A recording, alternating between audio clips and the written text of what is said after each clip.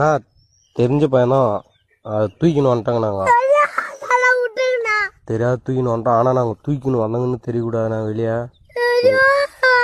வாய் விட்றா வாயை விட்றா. ஒன்றும் பண்ண மாட்டாங்கடா.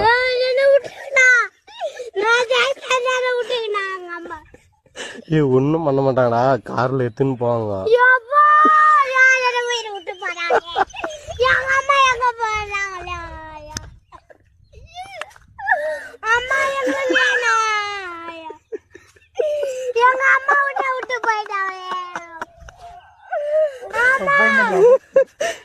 அந்த பையனால கத்துறோம். கொஞ்சம் சீக்கிரம் வாங்கினா எங்களை காக்கி விட்டு போயிட்டாங்களா?